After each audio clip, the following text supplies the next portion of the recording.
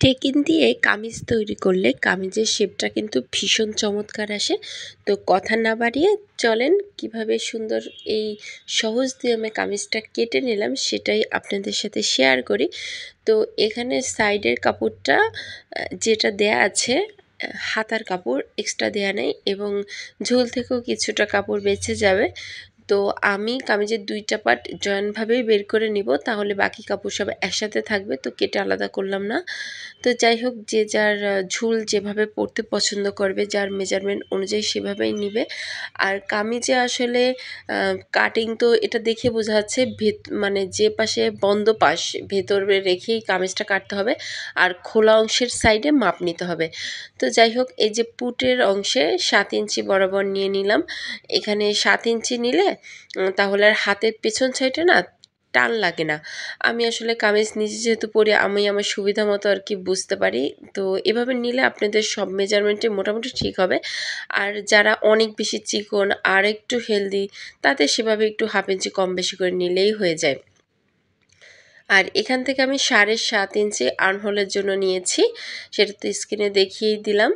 আর মাঝখান থেকে একটা দাগ দিয়ে রাখি, পরবর্তীতে এখান থেকে আর কি রাউন্ড শেপটা কেটে নেব। আর কাঁধে হাফ ইঞ্চি একটু ঢালু নিতে হবে, তাহলে ফিটিংটা অনেক সুন্দর আসবে।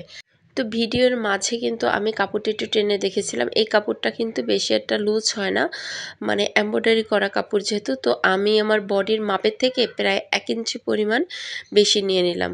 বাটিক 3 পিস, লোনের 3 পিস, ভ্যাক্সিওয়ালের গজ কাপড়, এগুলানে কিন্তু কাপড় পরবর্তীতে ছেড়ে দেয়। আর এটা যেহেতু চিকেন কারি কাজ করা, তো এখানে কিন্তু আপনার কাপড় ছাড়ার সুযোগ নাই। তো আর সব কাপড় কামিজের পাটটা বিশেষভাবে আপনি ধুয়ে আয়রন করে কাটলে কিন্তু খুব ভালো একটা আর কি রেজাল্ট আপনি পাবেন। যাই হোক, এখন আমি কামিজের সাইড ফাড়াটা মেপে নিলাম।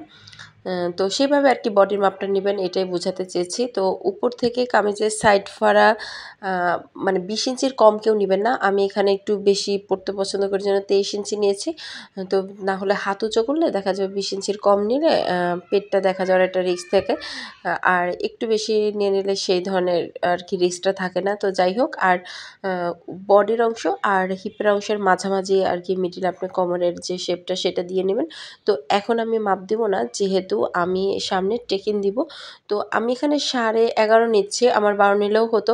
কখনো 11 নিচে নেবেন না, উপর থেকে আর কি মাপটা, তা না হলে আসলে শেপটা সুন্দর আসবে না। আর কেউ চাইলে এই যে হিপের অংশ বরাবর নিতে পারে, তবে 9 ইঞ্চি নিলেই ঠিক মতো হয়। আমি যেহেতু ওই যে বললাম হিপটা একটু বেশি নিয়েছি। আর এই যে সাইডে ভিতরের দিকে নিতে হবে 4 ইঞ্চি বরাবর। মানে এটা উপর থেকে যেটা বললাম যে 11-র কম নেবেন না। আর মোট মাপ 9 ইঞ্চি লম্বা হলেই হবে। আর সাইড থেকে 3.5-4 ইঞ্চি নিলেই হবে। তো যাদের একটু মানে আরও বেশি হেলদি বা আরেকটু চিকন, এরকম হাফ ইঞ্চি 1 ইঞ্চি কম বেশি করে, মানে আমি যেহেতু মিডিয়াম, এজন্য মিডিয়াম মাপটা দেখাচ্ছি। তো আপনারা কম বেশি করে নিয়ে নেবেন, আসলে এই মাপ নিলেও হয়ে যাবে। তো এখানে আমি একটু এঁকে দেখাচ্ছি সেলাইটা কিভাবে হবে। নেক্সট টাইম আমি এটার ভিডিও দিয়ে দেবো, কারণ এটা আমি একটু ডিজাইন করব, যেহেতু একটু ভালো কোয়ালিটির কাপড়। তো সেটাও আশা করি আপনাদের দিয়ে দিতে পারবো ইনশাল্লাহ।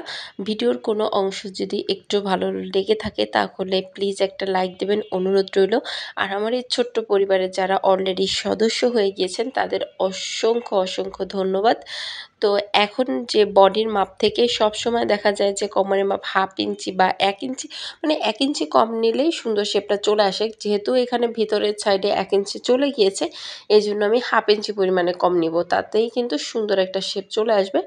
আর বডির অংশে আমি 11.5 নিয়েছি। তো হিপের অংশে 11.5 নিলেই হবে, কারণ বডির সেম মাপটা নিলেই হয়ে যায়। তো এখানে আমি জাস্ট 1 ইঞ্চি নেব, কারণ আমি একটু পাইপিং করার ইচ্ছা আছে। তো যার কারণে 1 ইঞ্চি নেব। খুব বেশি কাপড় যদি বডির মতো 1.5 থেকে 2 ইঞ্চি নিই, তাহলে আর কি পাইপিংটা বসাতে গেলে একটু ঝামেলা হয়ে যাবে। আর সাইডে হিপের এখানে কাপড় খুব বেশি নিলে কিন্তু এমনি যখন ভাঁজ করে সেলাই করি তখনও অনেক বেশি কাপড় থাকলে একটু ঝামেলা হয়ে যায়। সেলাই দিতে গেলে নতুনদের জন্য তো ব্যালেন্স করা কষ্টই হয়ে যায়। তো যাই হোক, এখন এই যে সাইড থেকে হাফ ইঞ্চি 1 ইঞ্চির মতো নিলেই হবে। যেহেতু পাইপিং করবো বলছে, পাইপিনের কীভাবে কামিজ কাটিং করতে হয় আমি নেক্সট টাইম ভিডিও দিয়ে দিব ইনশাল্লাহ। তো যাই হোক, এবার শেপ কাটটা ধরার মধ্যে একটা টেকনিক আছে। দেখেন শেপ কাটটা কিন্তু বডির অংশে যখন নিবেন তখন না একটু রাউন্ড কার্ভ যেটা আর কি ঘুরানো, সেইটা বাহির পাশে দিয়ে নেবেন, তাহলে সামনের দিকে শেপটা ভালো আসে। না হলে আসলে শেখার বা জানার কোনো শেষ নেই, আমরা সবাই শিখছি। আর সবার ভিডিওগুলো কমপ্লিট করে দেখলে ছোট ছোট অনেক টিপসই জানা যায়। তবে আমি আমার প্রতিটা ভিডিওতে নেক্সট টাইম থেকে মানে চেষ্টা করব সবসময় টিপস শেয়ার করার, যেন আপনারা সুন্দর সুন্দর ড্রেস খুব সহজে মেক করতে পারেন। তো যাই হোক, এখানে আমি 1.5 ইঞ্চি পরিমাণে নিয়ে নিলাম, 1.5 থেকে 2.25 ইঞ্চি পর্যন্ত নিলেই হয়।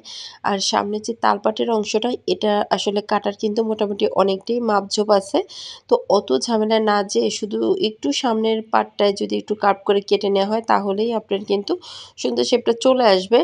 আর যখন একসাথে আমরা এই পার্টটা কাটিং করব, তখন একটু খেয়াল রাখতে হবে তালপাটটা একসাথে কেটে নেওয়া যাবে না। এটা পেছনের পার্ট সরিয়ে তারপরে সামনের অংশের তালপাটটা কেটে নিতে হবে।